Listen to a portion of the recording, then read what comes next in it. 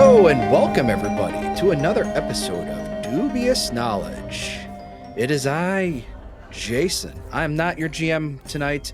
Tonight we are joined by Cori. How's it going? Doing well, Jason. How are you? I'm doing very well. We are not joined by Mike. Unfortunately, there has been a change in Mike's work schedule, so he will not be joining us for, at minimum, the next 3 episodes, potentially more. So hopefully things will change around and we'll be able to hear his voice again. But we are joined this month, by a good friend of the podcast, Riley. How are you, sir? I'm doing very well. I'm happy to be here, Jason. How are you? I am doing great. So, yeah, we're brought here for a really fun god. We're brought here to talk about Calistria. First of all, I gotta ask, have any of you played a Calistrian before? I have DM'd an NPC that was Calistrian. Okay. Does it count if I played Mauricial? I think so. Then yes. If not, no. Yeah, Calistria is always, to me, she's always been that goddess that's like, it'd be really cool to play a character that worshipped Calistria, but I would always feel really awkward doing it. Unless I really focus in on the vengeance part and ignore the rest, and I could just play Batman. Like the rest, the other aspects of her portfolio, I would just feel awkward playing. Yeah, and it's an interesting thing because this goddess herself particularly doesn't really like it when her followers focus too much on one of her aspects. That her, among many of the gods, has some of the more temporary followers where people will join up for, because they prayed for this vengeance or this particular lust or this revenge that they need to act upon somebody that's influenced their life, and they'll worship the goddess, very diligently during that time of their lives, and then eventually move on to someone else. And just as the goddess is fickle, that sort of like fickle following of her is like something she encourages and accepts. Yeah, well, I suppose before we get any deeper, we should actually just go over the quick basics. Cori, do you want to take us through that, please? Absolutely. So as we've already said, this episode we are discussing Calistria, the Savored Sting, the Lady in the Room, the Unquenchable Fire. She is the goddess of lust and revenge who takes on many faces and guises. She's held in especially high regard by elves who often identify with her moods and changeable nature. A fondness for wasps has earned this vengeance deity the title the Savored Sting. Such creatures live on after harming their enemies, a trait that Calistria's followers hope to emulate when pursuing their goals. Her edicts are pursue personal freedom, seek hedonistic thrills, and take vengeance. Her anathema is to be consumed by love or vengeance, and to let slights go unanswered. Areas of concern are lust, revenge, and trickery. Alignments for pre-master play are chaotic neutral for her, chaotic good, chaotic neutral, or chaotic evil for her followers, and in first edition you could also be true neutral. Her domains in first edition were chaos, charm, knowledge, luck, and trickery. Her subdomains were Azada, curse, deception, lust, memory, and thievery. And in 2nd edition, she has the Pain, Passion, Secrecy, and Trickery domains, with no alternative domains, which was weird, I thought. It's not often that we have a deity that doesn't have alternate domains, so... she is part of 2 pantheons, the first being the Elven Pantheon, and the other is the Last Breath, which she shares with Erasni and Milani, which is all about finding hope in the dark times. Her favorite weapon is a whip. Her worshippers are elves, hedonists, performers, scorned lovers, and thieves. Her centers of worship are Absalom, Galt, Kyanin, Nex, the River Kingdoms, the Shackles, Taldor, and Varisia. Her holy symbol is 3 daggers that are laid on top of a ring, all the daggers pointing outwards in a Y formation.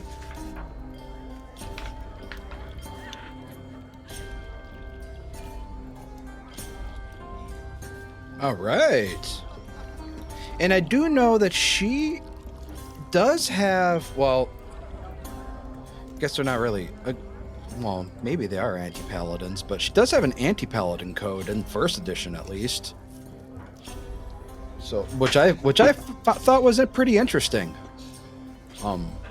Well, yeah, because she allowed chaotic evil followers. So Yeah. any deity that allowed chaotic evil had an anti-paladin code. In the anti-paladin code for her, my life is my path, and none will sway me from it. I devote myself to the pursuit of my passions. I take what I desire, by trick or by force. If others resent my actions, they may attempt to take vengeance against me. All slights against me will be repaid tenfold, and I am the instrument of my own justice. If I am wronged, I will take vengeance with my own hands. Yeah, I'm really curious when Player Core 2 drops to see how the champions change, because I've always loved the codes.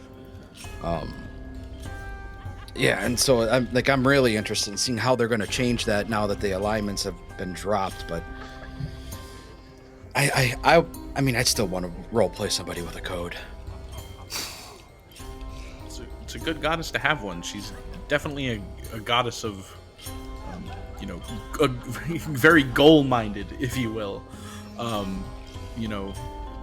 Get the thing that you want, take the revenge that you need, follow that path before you that is your choice. If you want to do something that's for you, this is the goddess for you. Right. Yeah. So one of the things I really like about her, and this isn't something that I've noticed kind of explicitly talked about so much in the other deities, but I, at least so far, but I really kind of noted it when I was reading it for Calistria, is they really make a note to point out the fact that Calistria goes out of her way to take on a male form as well. Mm-hmm. That she considers herself female, but she will oftentimes go out of her way to take on a male form, to put out kind of a male presence. And the male presence itself is almost even more attractive than the female presence, just by some of the words I talk about. It's just like the male form is attractive enough to make any mortal flushed and weak in the knees. Like, regardless of ancestry or sexuality, any mortal will be flushed and weak in the knees. like good lord. But no, it's like they've made mention before that the gods and goddesses will take on different forms, but this is the first time that I've read where they talk about a goddess, a deity, taking on different genders beyond just different forms, which I thought was really, really cool. Yeah, and I do wonder like how that might be tied to the three aspects and like her own hedonism. Getting a chance to, indulge in being someone else, indulge in being a presence that brings people to their knees, that attracts them with your divine holiness, whether or not they normally be interested in you. From both sides of the gender spectrum, is sort of an assertion of her power and ability. Like I am the woman of desire, but I can also be the man of desire. Yeah, it's I'll flip a coin today. Yeah, exactly. Well, It was just really cool to read. Like we said, different deities take on different aspects, but this is the first time so far we've read it that they go out of their way to actually talk about the fact that Calistria takes on the gender of a man and the male form, and talk about like the likeness of the form being even so attractive. And but yeah, to your point, it's regardless of what form she takes on, it's still a manifestation of what do they say here? Raw sexual magnetism. The quote, raw sexual magnetism, and her beauty is typically characterized as sensual, desirable, and arousing, or described in more vulgar terms, depending on what text you read. So, yeah, regardless of what aspect and what gender or what form Calistria takes, it is always at its core that nucleus of desire and magnetism and want and lust.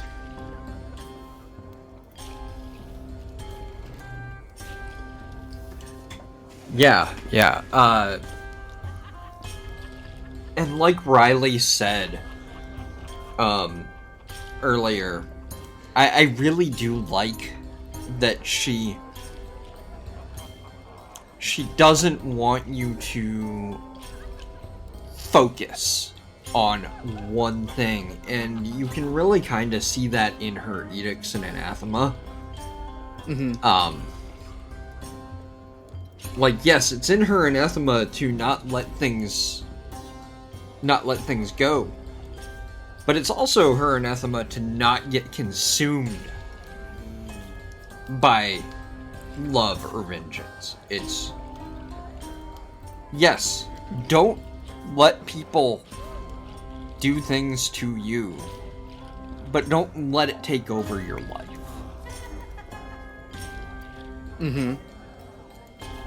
And that kind of goes back to her personality too, because they describe her as much in the same way that they describe Desna as fickle. Calistria is known to be fickle and known to change loyalties at a whim, but it's important to know, man. Yeah, exactly. But it's important to note that with Calistria, like her changing loyalties aren't at all malicious. Like there's nothing malicious about it. Like there's no ill intent. Instead, it's more of a exactly what you said, Cori. It's more of the fact that she doesn't want any relationship to become too strong or too emotionally tied, because those bonds, if a bond forms, it could lead to foolishness and ruin, and it could hinder potential decision making. Yeah, she. One of the things they specifically mentioned in the Gods and Magic book is that if for people to be a lifelong like clergy to Calistria, they have to really find like sort of balance among her three aspects, because she really dislikes people who go like too hard on one aspect of their life. They just solely focus on the revenge, solely focus on tricking people, or just just live their life indulging in their lusts. Then that's too dedicated for her. She requires like, as much as I hate to say it, she's the goddess of like a little bit of work-life balance. Probably not a terrible boss, maybe compared to some people I've worked with in the past, but it's it's hard to be dedicated to someone who's like, don't go overboard on the dedication. And I appreciate that they call that out, and a lot of their deities and followers are people that just do it for a little bit. Like most prayers said to Calistria are like single one-off prayers that just like, I wish I could, I'd love to get that person, they're so gorgeous, or I'd love to, I can't believe they did that to me, I need to get back at them. Little things like that, more so than like, I'm gonna dedicate my life to the cause, because there isn't really a cause other than sort of look out for yourself. Or, hi, I'm Johnny Knoxville, and I'm going to worship Calistria today. Yep. That being said, they do some cool things. They're very anti-slavery. Mm-hmm. Freedom as a domain is pretty cool. They are very positive for sex work. Mm-hmm. Yep. Sex work is work. Yep. A lot of their temples are brothels. They have high holy prostitutes. And people sort of assume all of their temples are brothels. But I know there's a variety of, I guess, dens of iniquity and sin. Something along the lines of, like, hey, we've got our little cantina in Tatooine. So, speaking of that, and how people assume that all of them are brothels, the Calistria is one of the 6 deities that is represented in the Inner Sea Temples book. Ooh, nice. The temple that is in this book is Imvrildara, which is a mouthful of a name. Yeah, no kidding. And the opening paragraph description of the temple is: nestled within the southern reaches of Kyanan's Fiarani forest, the Calistrian temple of Imvrildara stands as a testament to the ancient history of Calistria's worship and the Savored Sting's influence as the goddess of trickery and revenge. It is home to the Imvrildare, a militant arm of the Calistrian faith devoted to the reclamation of that forest and the defeat of the demon lord Tree Razor. So, the one that is in this book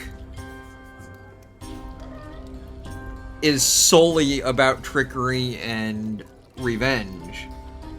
And it kind of is shaped like a wasp nest. Ooh, like that's the cool. overhead view of it is like a wasp nest. The side view of it is just 3 towers. Obvious forest towers. But when you look at the top-down view, it looks like a wasp nest, which is really fun in terms of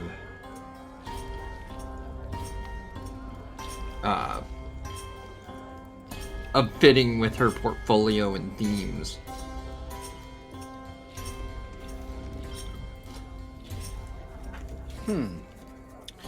That's really cool. Yeah, and it's actually interesting with the trickery aspect, history-wise. there isn't really like a ton of where did Calistria come from. Yeah, I was going to mention that too. But there is a little bit on her relationships with the gods, and most of it boils down to, is she tricking me right now? What's she up to? She distracted Rovagug. Yep. Which is like a pretty big, Yeah. which is bound to make all the other gods a little hesitant of like, okay, Calistria came over to talk to me. What's going on? Yeah, like if she could entice, big old huggable Rovy, she's on some next level shit. Like, there is a myth that the reason Caden attempted the Starstone was to get in her pants. mm-hmm. That's true. And that She'll never actually- admit to it. She will never admit to it. There are rumors about those two. They're as good of friends as anyone is with Calistria. And that actually is sort of a reflection of one of the like common like human elf interactions is like humans, being such short-lived beings, find elves like kind of alien and attractive, especially in like Golarion, where elves are like significantly more alien and then They literally are. Yes, aliens. yeah, and they've got flat eyes, and they're a little more different physically, but she's sort of that representation of like, oh, that's the attractiveness of the difference that elves are as a race or as an ancestry in kind of the in-world literature for why humans and other races are like, ooh, elves are kind of sexy. She's sort of the embodiment of, elves are kind of sexy. And as seen by other races as elves' primary deity, even though most elves don't worship her as their primary deity. Mm-hmm. Yeah, elves are usually the prophecy of Calistria, right? Like overall, Yeah. it's not the prophecies of Calistria. More Calistria. I know they have a pantheon. Calistria is their Druma. whole pantheon is. The Elven pantheon is Alceta, Calistria, Desna, Findaladara, Cetaphis, and right. Uriel. Okay. So a lot of elves worship Desna. Desna is probably the big one for them. But I'd say Cetaphis is pretty big up there too, because he's the hunter god of elves. He is what I think of as elf god, because like it's so ingrained in me for years and years of D&D that elf god is hunter and chaotic good, and that's what Cetaphis is. Gotcha. Yeah, it's an elf god. He's got to use a bow. Yeah, he's like the good version of Erastil. Yeah.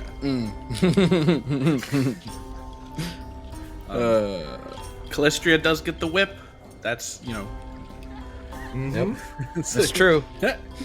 What could be more BDSM than the whip? It's really just a little on the nose. I do appreciate the consistency of the theming with Calistria.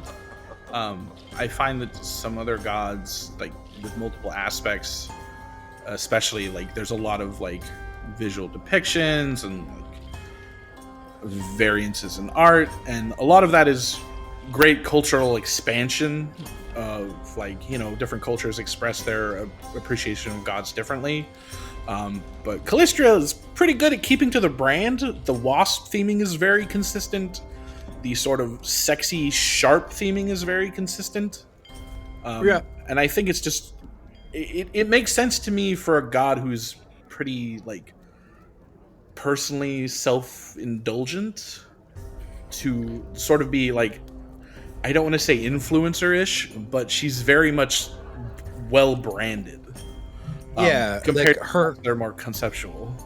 yeah, her and Zan Kuthan definitely have that branding down, you know. Yeah, even why am I drawing a blank? Urgathoa is very much like, I think they're sort of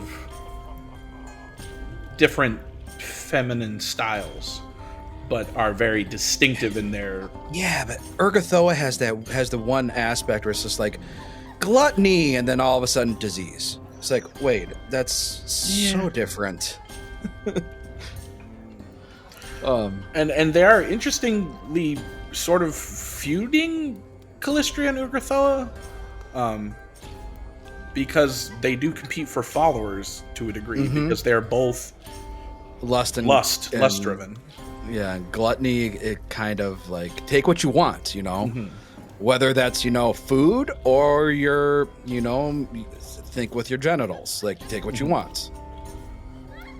Lusting for life, you know, sort of more literally for Urgathoa, whereas in Calistria it's sort of, you know, I want the experience, not, you know, the actual HP. Right. But yeah, what's the thing I was going to bring up? Oh yeah, so one of the things I really like to talk about is one of my favorite things is how do gods represent themselves to their followers?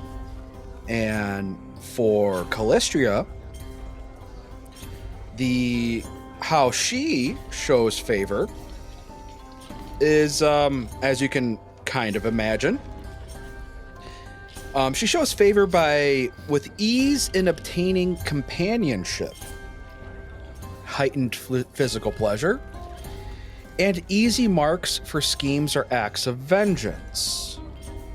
So, you know, if you're in Calistria's good graces, your bed at night's not going to be empty. Your orgasms are going to be that much more pleasurable. And, you know, it's going to be a hell of a lot easier for you to make a buck off of that schmuck, or to, you know, find that dude that you've been trying to hunt your entire life. On the flip side of that, if you displease her, you will be plagued with impotence. You will be unable to achieve sexual satisfaction, or, and this is my favorite part, angry wasps will, with an unerring ability to sting sensitive places. Jesus. I'm sure some Zani K Kuthites really just enjoy angering Calistrians. Yeah. Oh boy. Yeah, this does, you know, getting a wasp bite right there. Oof. Oof. I do think Calistria has my second favorite servitor. The Menetherian is a black bear size, like a bear-sized wasp. Oh, good lord. Yep. I've been stung by wasps before. They are one of the, you know, constantly memed about insects, like, oh, bees are great and awesome, and like wasps are also important pollinators for the ecosystem. They are also mean.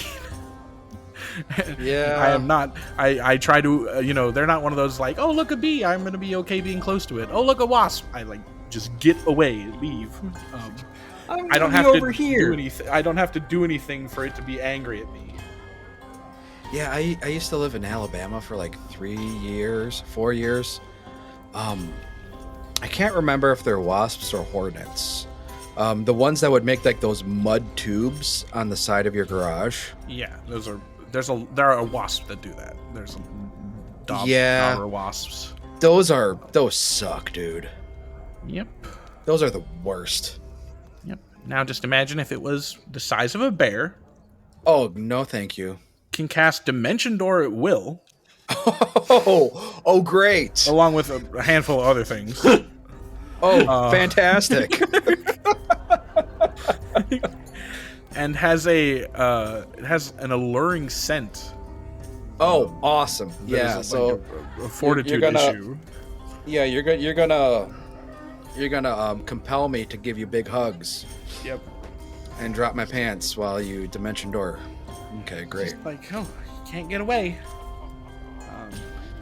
And you might not even want to, but you really should. Fantastic. Definitely a contender in the servitor I don't want to run into in a dark alley for any of the Prime 20. But yeah, as far as all of the ancestries that worship Calistria, we talked about elves, humans also, any humanoids, but basically anybody can. It's kind of that fickle attitude that Calistria herself has, the church has as well. There's no right or wrong. Anybody can come to the church. Though there is a passage here saying that by far the least common are dwarves, and I'm sure you could figure out why. Because even among the avenging slights against clans or kin, Calistria's shifting loyalties and disproportionate responses often seem shameful to dwarven society. Yeah, so it's that whole like, just because she seems so damn fickle and she has no loyalties and she will change at the whim. Dwarves don't really care for that all that much, and her responses when it comes to vengeance, like she'll come back at you tenfold for something that you did. Yeah, it's not even-handed. I suspect there might also be a cultural bias of finding an elf attractive to be uncomfortable for a lot of dwarves. Maybe. So potentially. I mean, I think the dwarf hate for elves is more Tolkien and less Golarion. Definitely. Yeah, it is absolutely not a Golarion thing, and they stress that their elves and dwarves don't hate each other, but they also don't, Yeah, there are significant. They're not cultural chummy chums. Yeah.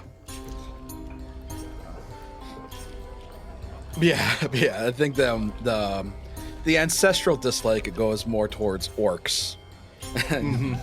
Yes. Orcs. But yeah, I think if a dwarf was Orcs and giants, right?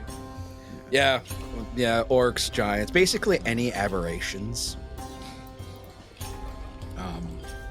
Mostly, aberrations. They don't like aberrations. Darklands things. But yeah, the church itself we've kind of talked about other churches, how they either have a really, like, for example, the Church of Torag is really militant. As a matter of fact, their priesthood is structured very much like a military. Or the Church of Cade Calistria is nothing. It's a bar. Bars. It's a bar. Like, as a bartender. Oh, he's the priest. The Church of Calistria is a straight up democracy. There's nothing more to it. It is straight up a democracy. If you wanted to, if you want to be a church, if you want to be the priest of a church, as long as you're fair, if you get the most votes, okay, you are now the head priest of that church. That's the hierarchy. It's super cash, just like that. Oh gosh, what other one was it? I can't remember what other religion it was, Cori. But this one is also another one where they don't really care about your magical prowess. The Church of Calistria cares more about your ability to persuade. So it doesn't really matter, like, if you can cast level 9 spells. As long as I'm able to, as long as I have more ranks in diplomacy than you do, I'm higher up on the priesthood than you. Which makes sense for her church. A church Yeah, of, sure. you know, whoever runs the church is sort of a popularity contest. It makes a lot of sense. Yeah, exactly. Oh gosh, and now it's going to bug me. I forgot there was another church like that we talked about. I do enjoy. Oh, go ahead. I'm trying to think too.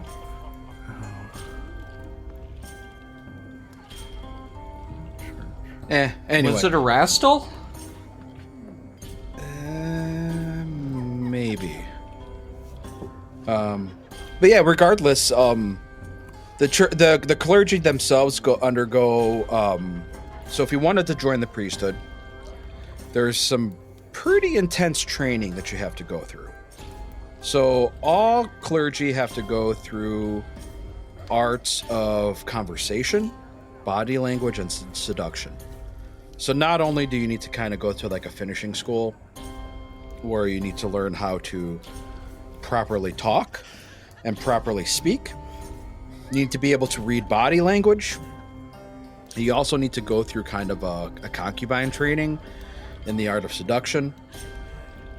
But they go out of their way to say that even the most uncomely or disagreeable priest knows how to turn on the charm at the right moment.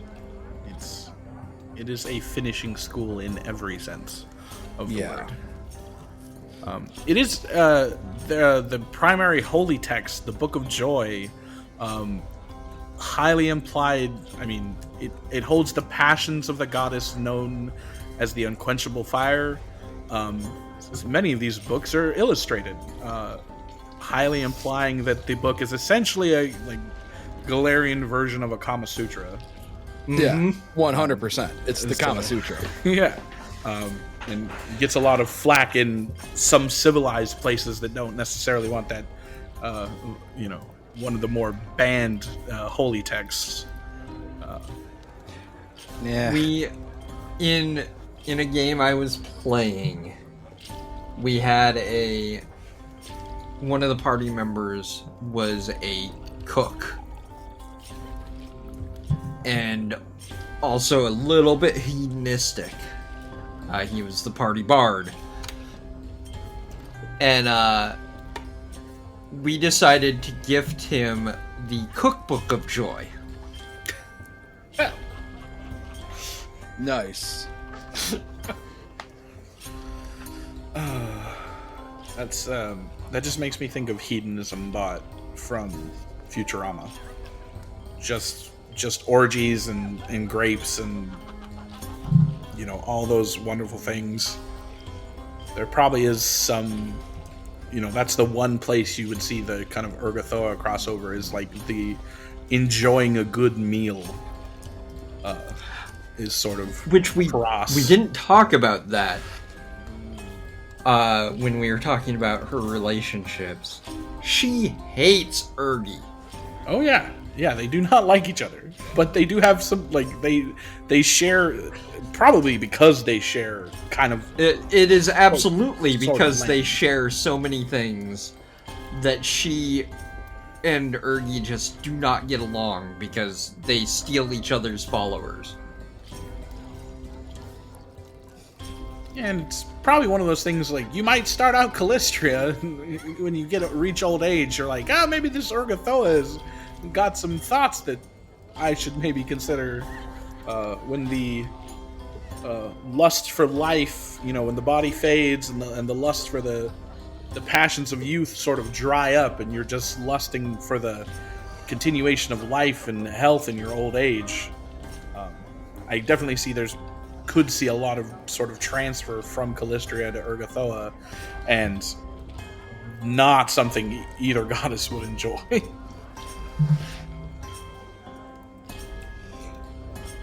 I do want to touch on this, and I'm going to go ahead and read this paragraph verbatim. So, quote, While tempo rituals can vary, one of the most common is the rite of the Triple Sting, a test faced when a temple initiate has completed his novitiate. In this test, the initiate must disguise himself and, in this new guise, seduce someone who has wronged him.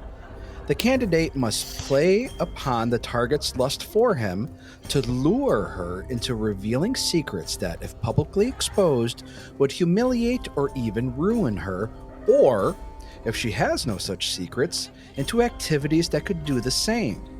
Once he has obtained this power over her, he must expose her vulnerability in public and, his vengeance accomplished, reveal his true identity.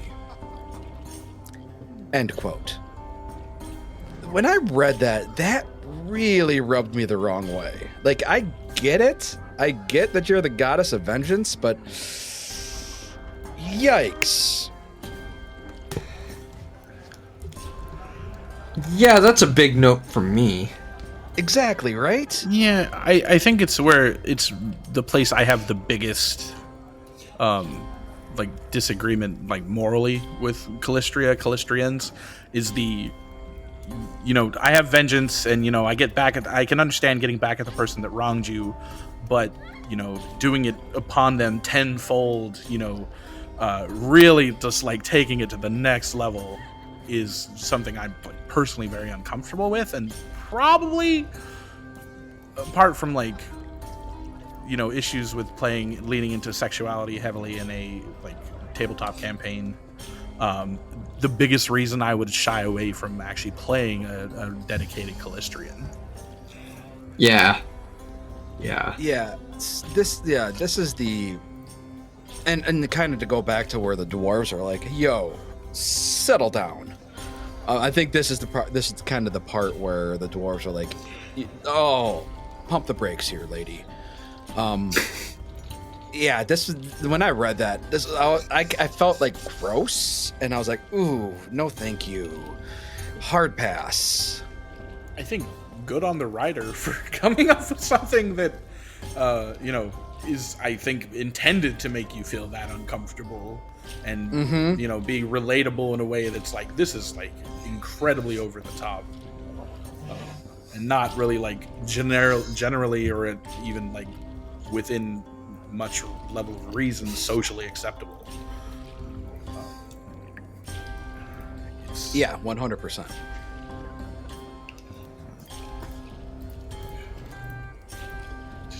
Almost makes me cringe just thinking about that happening to me. And I don't know how I would even play that in a campaign. As you know, as trying to be a Calistrian, you know, as a DM, I wrong my players all the time with various NPCs, and if I ever was to have someone escape and a Calistrian player was like, nope, I've got to ruin this person's entire life, this is now my like dedicated goal.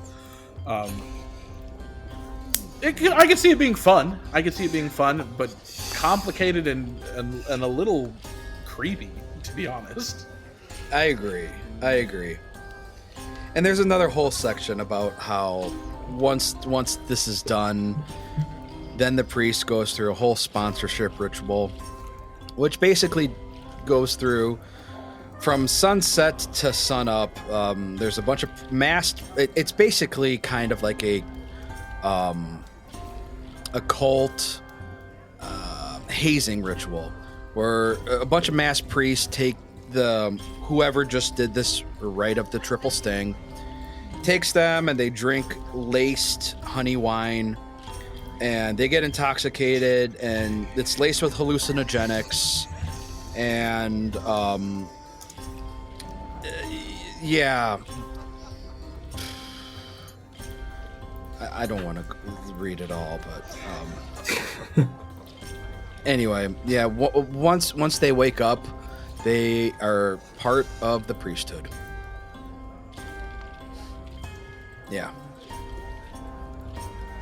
Anyway. On the flip side of playing a Calistrian, mechanically, a great deity. Yeah. Great domains, great cleric spells. The divine skill you get access to is deception, which is perfect for a sort of more charisma-based cleric or other assorted religion-based deity or character. Well, not only that, the aphorisms are awesome. Yes. Yeah. Oh, yeah. The aphorisms are, I stab thee with my heart. That's so which cool. Just goes hard, but it is very specifically used when you deliver your vengeance. You write it on a sheet of paper when you tell someone why you fucked them up so bad, or you whisper it in their ear as you stab them in the back. But also, it's for those rare occasions where a Calistrian does get married. We will have to go over that. Yeah, let's remember to go over that afterwards. It is part of their wedding vows, usually. And if I remember right,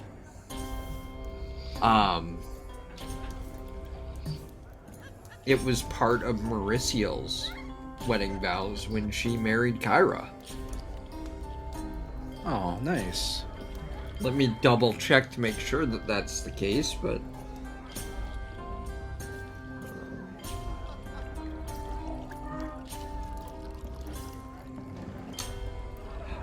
they didn't actually,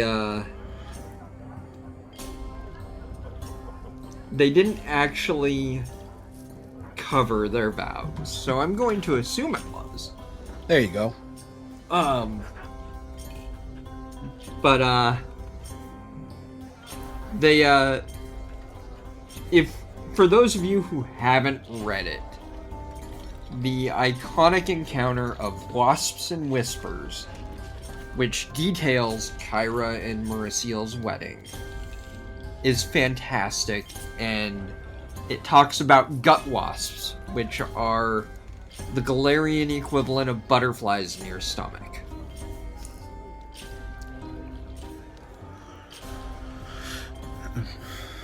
That's rough imagery. I'd say give that one back to Desna.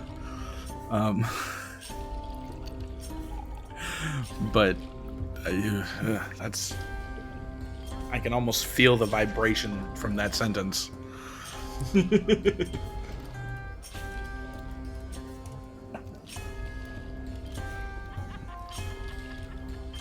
And then the other aphorisms are love the food, not the chef,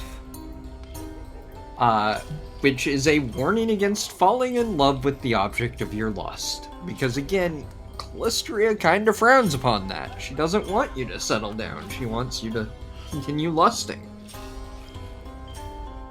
And then the last aphorism that she has is see to your own wounds first, which is an advisement that when someone hurts you, when someone betrays you, when somebody does something that needs comeuppance, you need to take care of yourself first. You need to make sure that you're okay.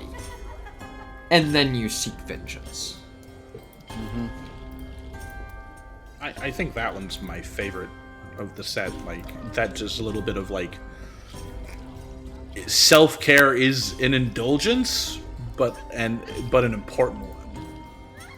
And I that's one that resonates with me because, like, you know, I don't really try to take vengeance in my life very often, as much as I can, but I do think it's important to, like, hey, I got hurt, you know, let me take vengeance on them by doing something good for myself. Right.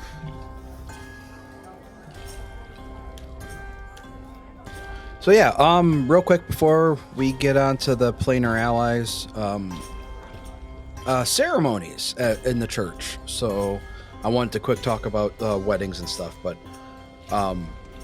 it's rumored we'll go ahead and say this, that it's rumored that Calistrian church ceremonies are nothing but giant orgies, but that's not true. They sometimes involve the act of sex, but it's not giant orgiastic excess. Most of them are just straight up regular worship services that generally just kind of provide like blessings over, sexual encounters or, people who are seeking vengeance or, if you're trying to play a trick or something. That's the kind of thing. And they do have like spiced wine. This one's not laced with hallucinogenics, though. Spiced wine and usually some kind of like illusions and theatrical tricks and stuff. But when it comes to the formalities of marriage, as you can imagine, the church really doesn't really have a strong urge for their worshipers to settle down with one person. As a matter of fact, most elves kind of find that practice to be silly just because they're so long-lived. And again, kind of going back to the idea of Calistria herself being so fleeting, you don't want to confuse physical attraction and emotional affection with one another because that can cause tension and confusion. However, that said, some followers do consider some relationships more precious than others, and the church will perform the rites of marriage. These are not, however, recognized legally. So there is no kind of legal or there's no weight of the law to that relationship. It's just kind of a formality within the church. So there's no stigma against it. And that being said, there's no stigma against the relationship ending. So it is what it is.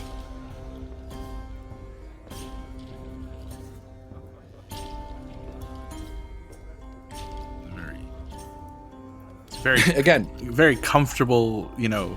I think it's a very elvish reflection on relationships and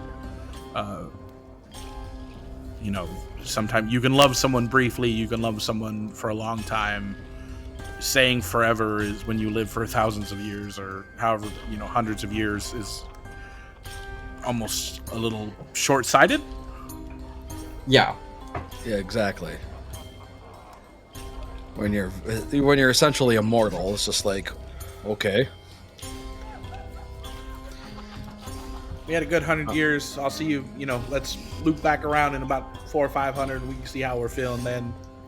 Everybody do their own thing for a little while. Yeah.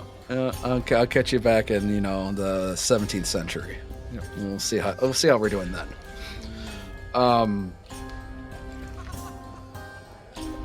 She is on Elysium. Yep. Yeah. She is with the other elven deities in Elysium.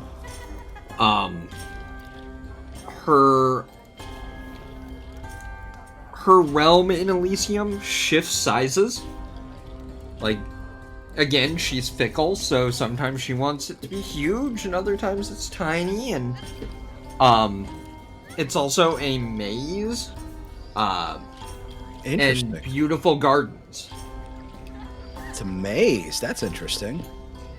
Yeah, the Gardens of Deceit and Delight, a shifting maze within Golarion, the shared divine realm of the Elven Pantheon. Okay, that makes sense now when you said the name of the Gardens of Deceit? Deceit and Delight, yeah. That makes a lot of sense. Okay. Yeah, that makes sense that it would be a maze, because trickery. Exactly, yeah. And I just happened to watch Saltburn today, and so that also had a hedge mage in it. Anyway, and lastly, we'll go over the planar allies, and spoiler, there is no spoiler corner this week because... There is, actually. I remembered one. Oh, there is? Okay, great. Yep. Okay. But we have planar allies, and we have the boons. And yes, the boons and curses. Oh, yes. Boons and curses, and intercessions. But planar allies, we already talked about Minotherian, the giant bear-sized black wasp. Terrifying. But along with Minotherian, let me look, which one of these is her?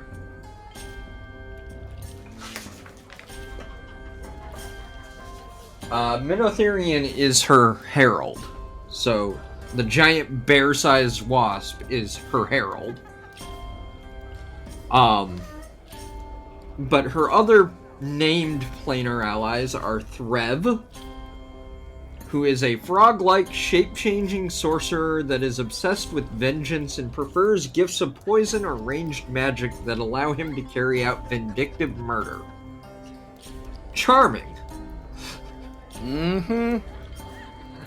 And then there's Velvet Wing, who is a slender, elven-looking woman with ragged, insectile wings.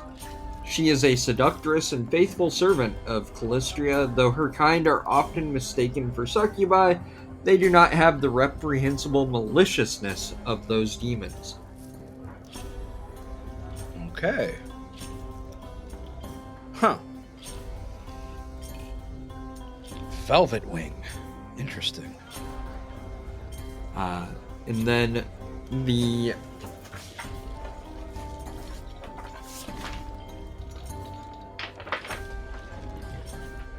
Sorry for the page turning. Her obedience is to engage in sexual activity with another individual in exchange for money, information, or other valuable resources. This must be a willing act on both parts. You should not endanger yourself or otherwise enter a situation that makes you uncomfortable. Pray aloud to Calistria before and after the act, and encourage your partner to do the same. If no suitable partner is available, wrap yourself in yellow silk and hold your holy symbol against your chest. Meditate on your teachings and fantasize about taking vengeance against one who wronged you. And then the boons and curses. Her minor boon is she smiles on risky decisions. Once, when you roll a failure on a check to lie, you get a critical success instead. Calistria typically grants this boon for an extremely consequential lie. Her moderate boon is a foot-long wasp finds and befriends you. It serves you as a familiar as long as you maintain Calistria's grace. The wasp always has the burrower and flyer familiar abilities. A foot-long wasp. I don't like that.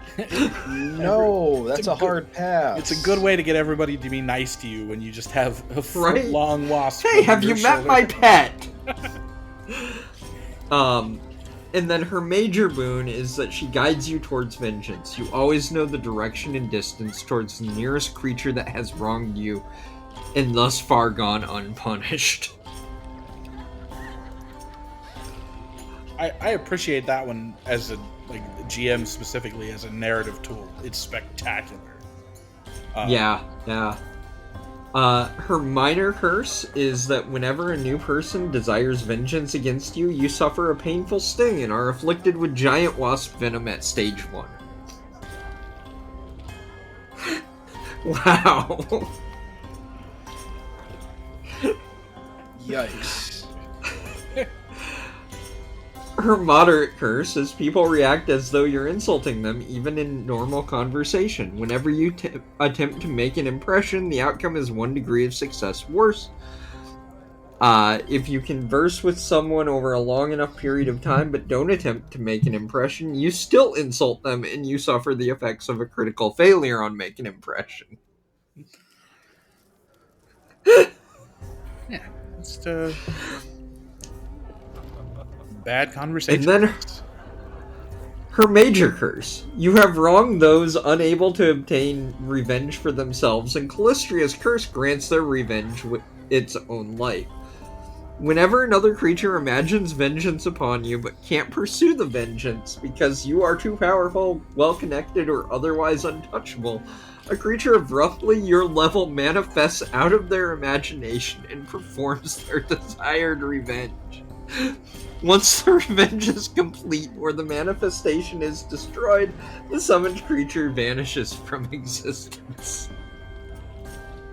I think that is probably when Calistria's followers are like wrapping themselves in yellow silk and imagining vengeance. That's probably what it is there's probably a great record of, I really wanted vengeance on this person that wronged me, but they were really powerful, and then suddenly this terrible monster I thought of just popped out of the air and murdered him for me. I think it depends. If the person is higher level than you and you're doing that divine intercession, or that divine obedience, that's what it is. But if they are your level or lower, it's probably the minor curse where they get stung and have to deal with poison. Every time you make someone up, a new person is upset at you and wants payback.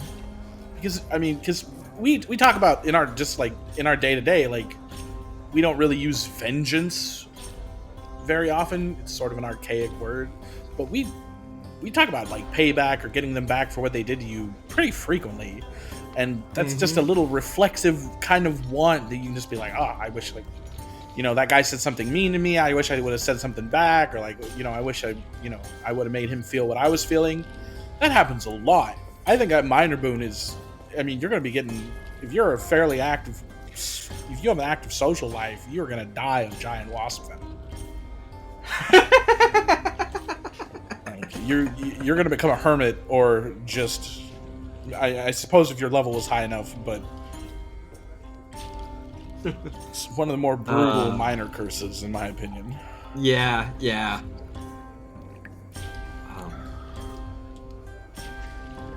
Well, I think that's all we've got, other than spoiler corner, right? Yeah, you said you thought of one. So I did. Yeah, real quick before we go into spoiler corner, next month we will be talking about Norgerber, probably my favorite god. Really? Yeah, I think he might be my favorite. My favorite herald of the whole set. Calistria and Norgerber have the best two heralds out of everybody. Yeah. Oh, yeah.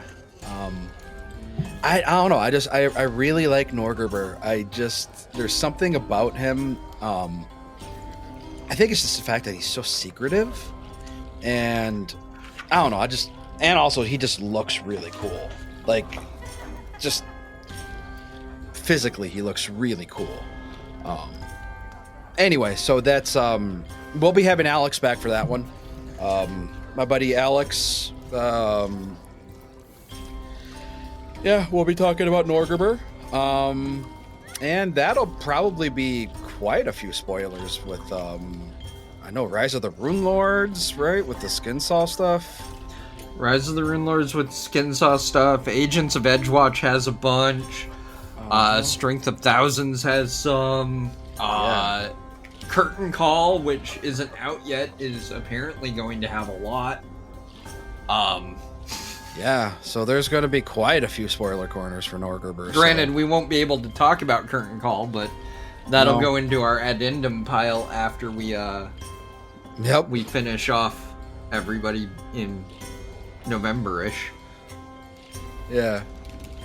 But yeah, other than that, anybody else have anything that they want to say before we quick wrap? Oh, what are we spoiling? Just so like that they can choose to listen to or Yeah, not. so the spoiler is not for any particular adventure or AP.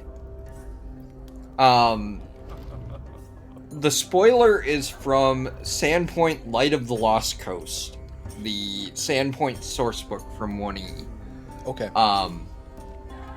So it spoils what happens to a specific Sandpoint resident after Rise of the Rune Lords. Oh, okay, gotcha. Nothing that you need to worry about as a player in my Rise game, Jason. It's not a huge... I've played Yeah. the end of Rise, so Yeah. no. All right, cool. All right. Well, I think that'll be it. Riley, are you on the internets? Where can folk find you if they want to find you online? No. Probably the. I mean, I am forevermore on Discord. If anybody has some particular Pathfinder question, they can send me directly. Or if anyone wants to hear me wax poetic about Foundry Virtual Tabletop, forevermore with Moore. I'm happy. I'm happy to. Yep. It's my last name. I like to think I'm clever. But yeah, that's the only way to get a hold of me. I don't really do much social media presence, but I'm always happy to talk Pathfinder or argue about this wonderful Norgorber fan theories, which I'm excited to hear you guys talk about next week or next month. Mm-hmm. Yeah, how did he pass the Starstone? Yeah. I'm sure Alex has theories, so Alex always has theories. Yeah, yep. So, you're also one of the, or you're on all of the Discords that are part of the Pathfinder actual play community. Yep. So, yep. I like to keep involved. Hopefully, I'm thinking about doing something for Paizo Con coming up here. Might do a game for that. So look for my name in that if I end up having time to host something. Maybe we can. I'd like to do something with the gods, but we'll see. That's awesome, dude. That's awesome. That'd be great. Yeah. Cori? yeah, like always, you can find me around those same Discords at CoriMurray21. You can find my writing at Women Write About Comics and SideQuest and Comics Beat. You can hear me on 50 North, the Goblin podcast, as well as obviously every month on Dubious Knowledge. Yeah, and for the foreseeable future, because we got material upon material upon material. Yeah, and speaking of, the next Goblin episode, by the time you hear this, will have come out. So, yeah, Goblins. Yeah, we'll have to get another one recorded soon. So, and for me, if you're listening to this, you know where to find, you know who I am, you know where to find us. 25 North Podcast. We're doing Jewel of the Indigo Isles. Plan is after we wrap this up, which is we are about 2/3 of the way through now, folks. So we are going to be doing Sky King's Tomb. So that's the plan. And we got Dubious Knowledges planned for years and years to come. So once we go through the gods, we're going to be talking about the APs. And boy, oh boy, those won't end. So, all right. So let's get the spoiler corner, and we'll see y'all next month for Norgruber. All right. So this is one of my favorite developments of Sandpoint after Rise. And it's one that doesn't actually even come up in Seven Dooms for Sandpoint. But what it is Jason, you remember Shayless Vendor? That sounds familiar. I'm trying to remember. Well, she had rats in her basement, you remember? Oh, yeah. So, Shayless Vendor is a minor NPC in Book 1 of Rise of the Rune Lords. She is a side quest, where she is the promiscuous shopkeeper's daughter, and she lures one party member to her basement to try to snog them. And then they get walked in on by her dad, and it causes all sorts of fun problems, in Sandpoint for the party for a little time. And then, and this isn't a spoiler for you either, Jason, because we've gotten past this already, then her sister gets murdered.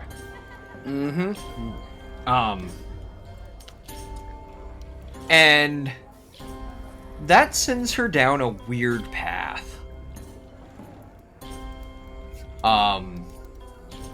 She kind of starts to get neglected by her dad and her mom, who are really mourning the loss of their other daughter. And she stumbles upon a Calistrian shrine.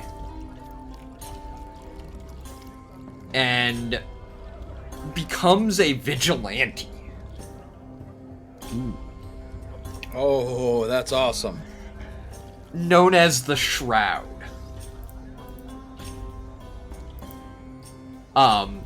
She also, around this time, is coming to terms with her gender identity. And, as of 2E, when we come to Seven Dooms for Sandpoint, they are officially listed as agender. Awesome. Oh, cool. In the Sandpoint sourcebook, they're listed as he or she. Okay. But they take up the mantle of the Shroud, and their targets tend to be men who do their families wrong. And they tend to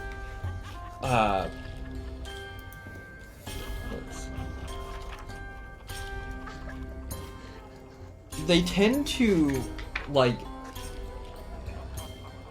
hang notes around town exposing these men for their wrongdoings against their families.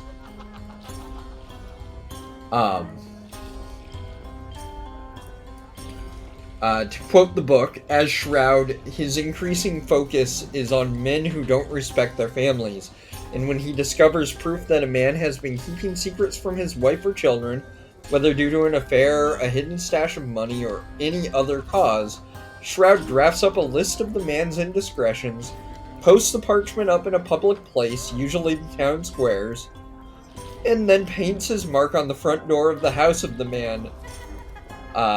The mark takes the shape of a yellow Y inscribed within a circle, similar to Calistria's holy symbol. Yeah. And there's art of Shroud in their vigilante identity as well.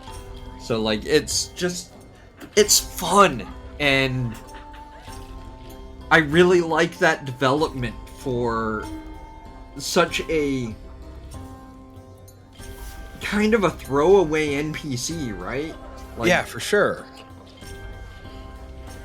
Yeah, like, that is, like, seeing a PC with, like, your interaction with them is sort of like the beginning of their origin story of becoming maybe not like a superhero, but definitely like a town hero.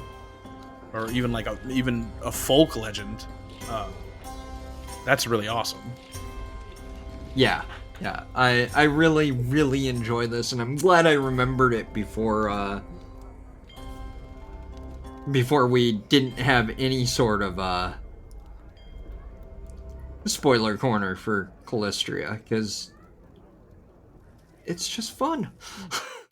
Yeah, for sure. Great detail. Well, all right, folks. There you go. That is Calistria. So we'll see y'all next month. Bye. Bye.